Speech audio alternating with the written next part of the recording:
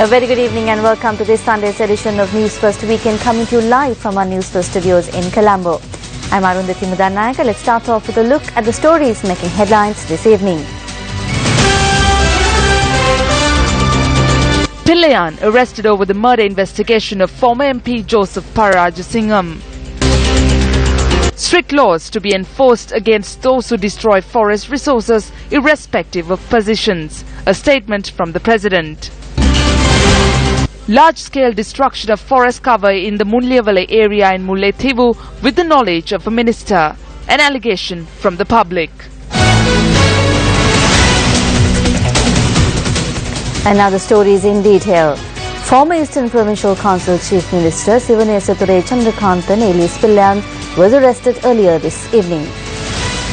Sivanesature Chandrakanthan arrived at the Criminal Investigation Department this afternoon to give a statement. Call me. They had gone to my mother's house and had surrounded it. Thereafter they had searched the house. I live in the village like a chick. If they had wanted me and had asked me to come, I would have come voluntarily. This government did not send a troop when there was a need to catch the tiger, but they sent a troop when they want to catch a chicken. They do have the name Good Governance. So let's see. The CID said that Chandrakanthan was arrested over the murder of former parliamentarian Joseph Pararajasingham. Joseph Pararajasingham was shot and killed while at church on the 25th of December 2005.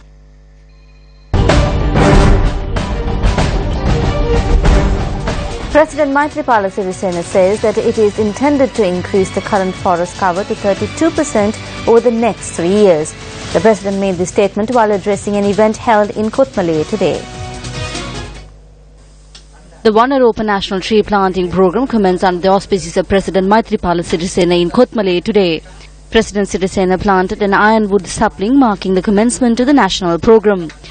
Under this program, which will get underway from January next year, it is expected to expand the current forest cover of 29% to 32% within the next 3 years. It has become the primary duty among humans to protect our forest resources for the survival of all living beings. There are various trades and rackets of businessmen who destroy our forests for their own selfish desires to earn money with no regard for the people, nor for the children of tomorrow. We as a government have absolutely no way of endorsing such activities. While implementing strict laws to tackle such crimes, we will also enforce strict laws against racketeers who are a threat to the conservation of our forests. ජාවාරම්කාර වෘත්තීන්හි යෙදෙන අය පිළිබඳව අපි දැඩි ලෙස නීතිය ක්‍රියාත්මක කරනවා. Forests in Mulliyawala area in Mullaitivu district are being cleared illegally. Northern Provincial Councillor T. Raviharan charges that no measure has been taken to prevent the clearing of the forest. Is it not a strain on democracy when good governance is in practice, the failure of state institutions to conserve natural resources without any influence? Forests in the Muripu, Kumaranpuram and Vanniyanmedi areas of the Mulliyawala area are being cleared as of late. When a proposal on this matter was presented at the previous session of the Northern Provincial Council by Provincial Councillor T. Raviharan, the matter was postponed for the next sitting. Translation. It is troublesome to note that no official is taking measures over the destruction of over 500 acres of forest area of the Kumarapuram and Kumulamune areas which come under the purview of the Eastern Grama Seva areas of the Mullaitivu Kureture Pattu Divisional Secretariat. These lands are being utilized based on political influence. Measures must be taken to put a stop to this act which is taking place unilaterally. End of translation. Of these lands which have been acquired, tents could be witnessed, marking its boundaries. Locals say that these tents which have been erected have no occupants. People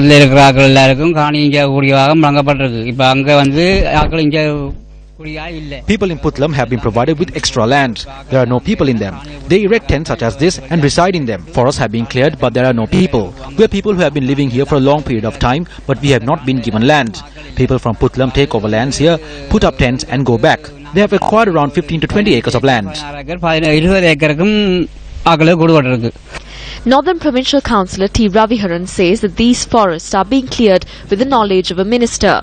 Supporters and colleagues of Minister Rishad Bathiuddin have taken over more than 600 acres of land from the Naga Chennai area of the forest. The Muslim community as well as the Tamil community who live there have the right to obtain land in the area. But our people have the issue that Rishad Bathiuddin is acquiring this land, saying it is for the Muslim people.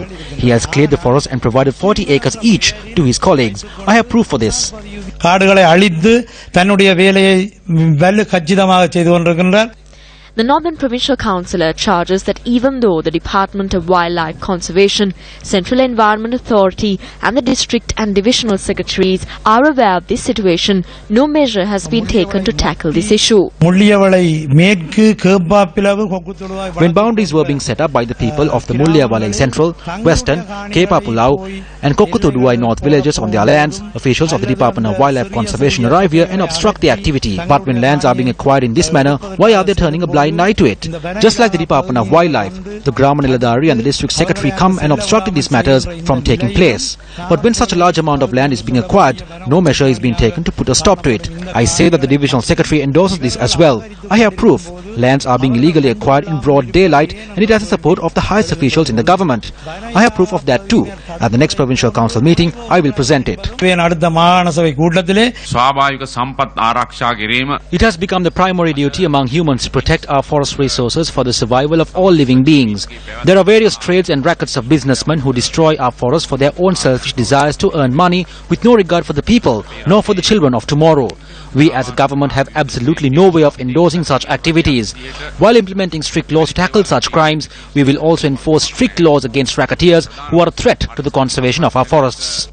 අභියෝගයක් වන ආකාරයෙන් ජාවාරම්කාර වෘත්තීන්හි යෙදෙන අය පිළිබඳව අපි දැඩි ලෙස නීතිය ක්‍රියාත්මක කරනවා. You're with News First, and up next is a look at Action TV.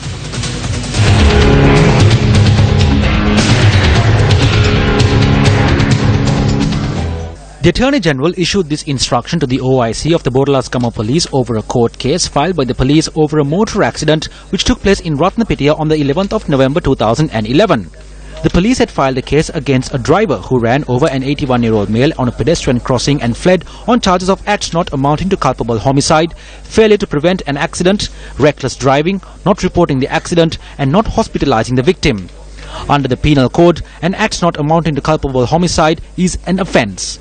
At this instance, as the accused has both failed to report the accident and hospitalize the victim, it is definite that the accused be given a prison sentence at the end of the court case if proven guilty. In a backdrop where this case was heard at the Gangodaville Magistrates Court on 3 occasions, the Attorney General obtains the first copy of the case based on the legal powers he is entrusted with. Incidentally, this was not done upon the request of the police. If the Attorney General had firm interest or liking towards this particular case, he should appear on behalf of the victim, who was in fact killed in the accident.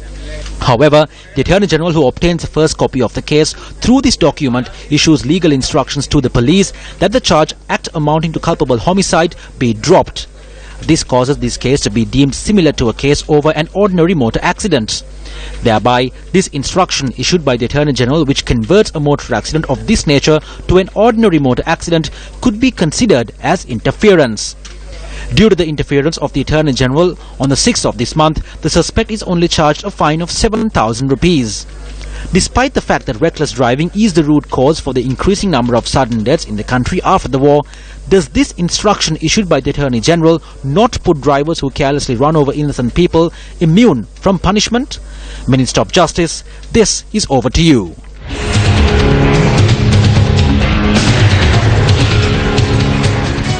The Sri Lankan Navy says that the investigations report on the controversial avant-garde floating armoury, which is anchored in the Galle Seas, will be handed over to the Ministry of Defence tomorrow. The floating armoury entered Sri Lankan waters from Sudan on the 5th of this month. The MV Avant-Garde vessel is currently anchored in the seas off the Galle harbour. The Navy began investigations after the information given by the captain of the vessel was deemed false. The vessel is currently under the custody of the Navy. When the Navy brought the vessel to the harbour on the 6th of October, the Ministry of Defence issued a letter which read that the Senior Additional Secretary had notified the Navy that the avant-garde vessel carrying arms had been permitted to enter the country and to hand over the arms to the Rakna Arakshaka Lanka Limited. This vessel comes to the island and offloads its arms at the Galle harbour. The armory at the BMICH is Rakna Lanka's. Then why is the avant-garde accepting the arms on its behalf? The arms aboard the floating armory are handed over subsequently. The floating armory is free of arms. Then they are able to safeguard the vessel. They have 3 vessels under their name. The 2 other vessels will be brought to the shores soon. If this has been given clearance, then the other 2 vessels could be on course towards the island. These are not issues one is not aware of. The whole country is aware that there are politicians backing this. Why are they so relentlessly fighting for this? This is in order to safeguard the name of avant-garde. It is very clear that this is an act of corruption, this fraud, a massive fraud which happened in the country. There is no way of bringing this to light. When this comes to light, the AG makes a statement before the court that the case lacks evidence to proceed. Then why do we need an AG in the first place? The AG's responsibility is to mete out justice for the country, to ensure law and order and to challenge the government. And if the AG, who should be investigating cases pertaining to the government, is saying that this lacks evidence, then we are of the view that the AG needs to step down. The AG not at any point has issued orders to halt investigations or to withdraw the case pertaining to avant-garde. He had clearly stated through writing that there are no submissions that could be made under a criminal charge, as the Firearms Act does not have provisions to proceed with the case. The reason for this is that all this is being controlled through the provision granted by the Ordnance Act. If the Minister of Defence is permitting a certain activity, then no criminal charge could be imposed. Under the Ordnance Act, we cannot file a case. However, the decision reached by the Minister of Defence could come under a discretionary treatment. But he had issued advice to the police through writing about the case pertaining to avant-garde and incidents of corruption surrounding it, saying that if any information emerges in this regard, to forward it to the Bribery Commission. However, the Bribery Commission is carrying out further investigations in this regard.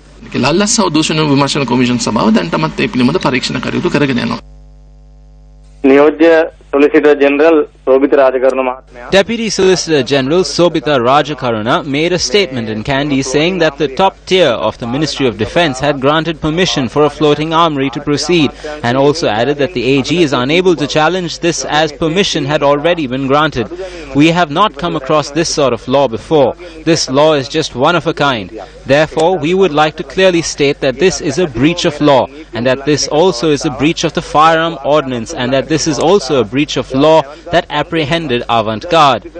If permission has been granted to avant-garde to proceed, then I suggest that investigations be carried out after apprehending those granted permission. Maintaining such floating armories is not only a threat to Sri Lanka, it is also a threat to neighbouring India. Therefore, this becomes a South Asian regional issue. This is a threat to the region itself. Therefore, the government has to treat this as a major issue.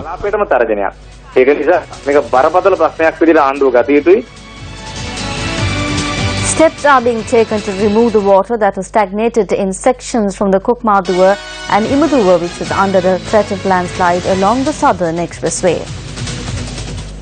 Repair work on the sections that were damaged along the southern expressway owing to landslides commenced today.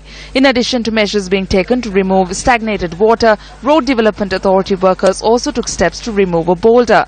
The section between Kokmaduwa and Imaduwa along the southern expressway was constructed across a waterway. Area residents of Kokmaduwa say that the waterway served as the source to fulfill the needs of the people for 50 years before the road was constructed. Our bubble is located in the center of the road. We used the bubble to draw water to drink and bathe. After we lost it, we were given a well. The wells dried up. We do not know whether the waterway was redirected.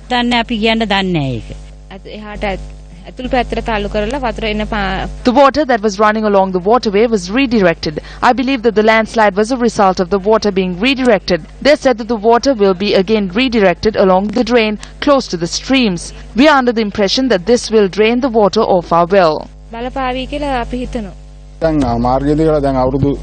has been 2 years since the construction of the road. This threat was posed as a result of this. Water is seen spreading to every location. This is not the adequate solution for this. This will cause many to live in fear.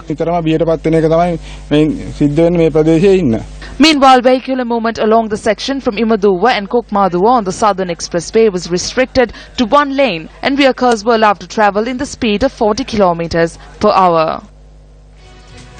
An unidentified group has attempted to attack a group of representatives of the Tamil National Alliance in La Chapelle, France. The group of TNA representatives who had arrived in France after attending the UN Human Rights Sessions in Geneva had faced this situation while attending a meeting organized at the hotel there. According to media reports, TNA Deputy Parliamentary Group Leader Selvam Adekaranathan, Northern Provincial Councillor M.K. Sivajilingam and Eastern Provincial Councillor Govindan Karunakaran were at the scene. The attempted attack was carried out by a group outside the hotel. Thereafter, the police arrived there and placed the TNA representatives in a secure location. Close to 40 burial mounds, which are believed to be from the prehistoric era, have been discovered in Ibbankhadua, Sigiriya. These burial mounds were discovered during excavations commissioned by the officials of the Central Cultural Fund.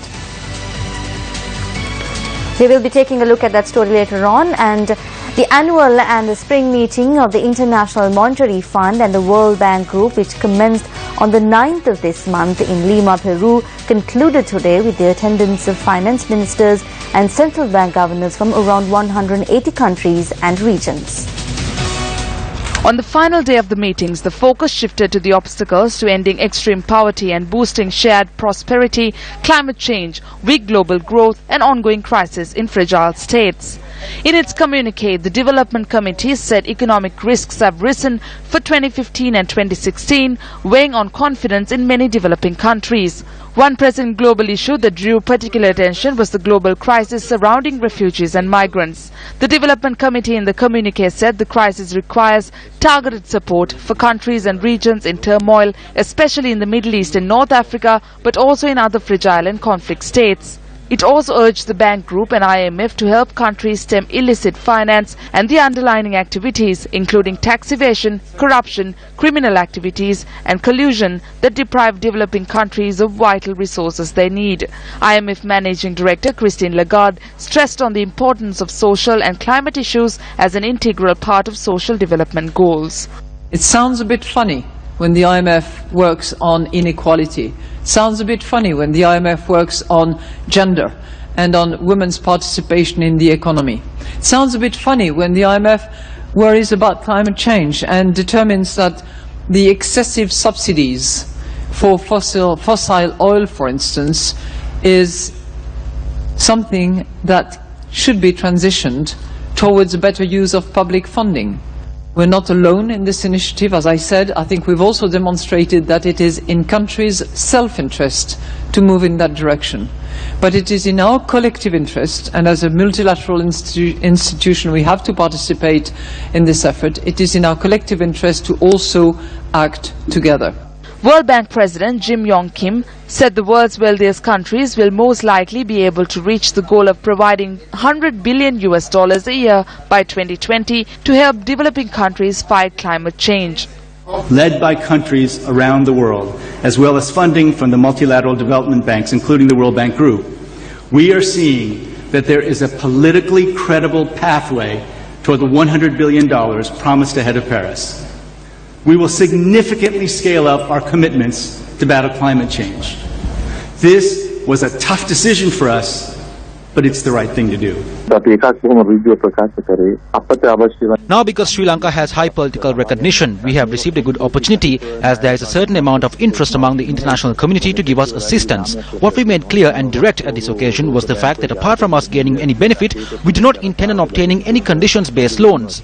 I constantly reiterated that there have been misconceptions that through the funds of the World Bank and the IMF, the people would be deprived of their benefits. We completely reject these sentiments, stating that once we come to any such agreements, there will be no involvement from their part. They only opted to assist in our agenda, and that this will only be done based on your request and not any other deception. So we have requested them to provide us assistance in education, health, provide jobs for our youth, infrastructure and opportunities for women. Now they are waiting to see how the situation would transpire with the new budget.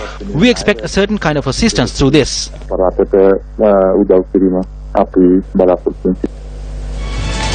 Close to 40 burial mounds, which are believed to be from the prehistoric era, have been discovered in Ibbankhadua, Sigiriya.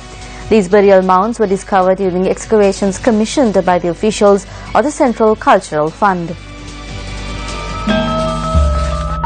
Archaeologists are of the view that the early humans who lived in Sri Lanka between 3000 and 5000 years ago may have followed a ritual of burning the remains of the dead and building monuments in order to commemorate the dead. The archaeologists have discovered 3 cemeteries in 3 different locations of the country. One of these cemeteries are found in the Ibankatwa area, where there is a wide spread of large stone pillars. Archaeologists say that these stone pillars show that the people who lived 3000 years ago believed in afterlife. According to archaeologists, these pillars have evidence to prove the fact that these prehistoric humans may have also believed in the concept of the rise of the dead. Some who reject both these views say that these pillars were built by the prehistoric man to show the power and strength of individual families that lived at the time. The excavations have shown that the prehistoric man who had burnt the dead and buried the ashes in a clay urn along with the jewelry and other utensils that were used by the individual concerned.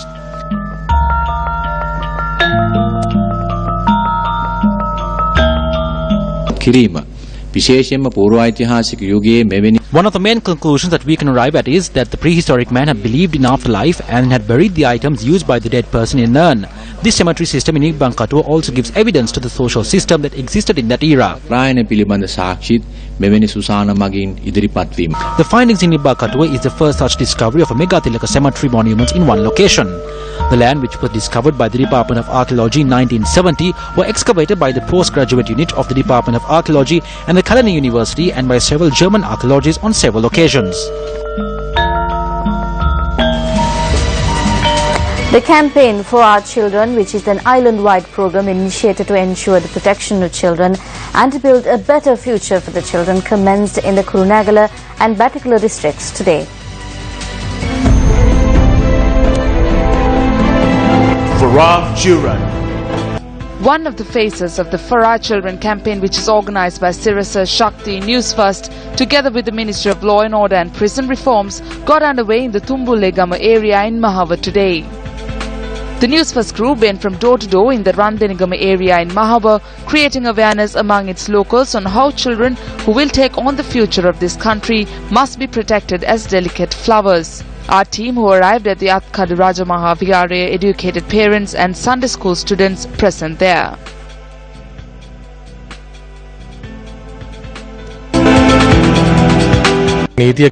Just like us who implement law in our country, we appreciate the effort undertaken by Sirasa to engage in such activities. As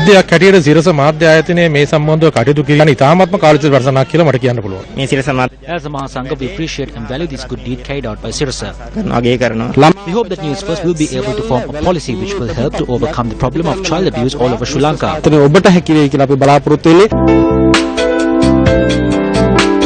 Our team, who arrived at the Kurunegala bus stop upon much demand, created awareness there while displaying the hotline of the National Child Protection Authority 1929 in buses and stores. We should protect every child like our own. If organizations like this implement such programs, it is a huge pride to our country. Awareness was created in the Variapula area with the intention of creating a self-sufficient and healthy generation of children for the future. We as the owners and drivers of three-wheelers commend the effort of Sirasa. The other phase of the For Our Children campaign was worked off in the Batiklo district. The campaign, which commenced in Wakare, saw our team raising awareness on the cause from door to door. An awareness campaign was also held at the Valichene town. The campaign was also in effect in the Batiklo, Vellur, Kathankudi and Kalavanchikudi areas today.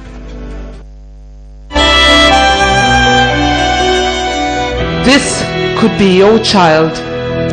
Let's protect them. For our children.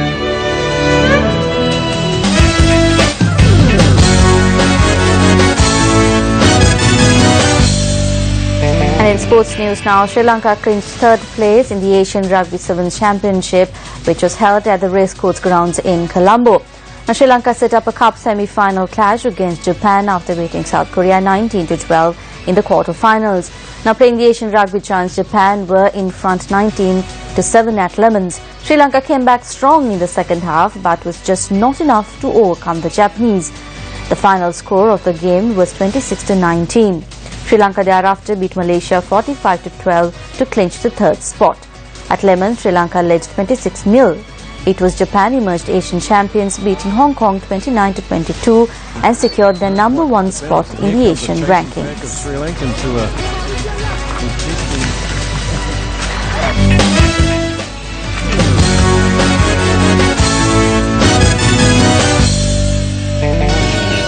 And that's a look at this Sunday's edition of News First Weekend. Thank you very much for joining us. Have a great week ahead of you. Good night.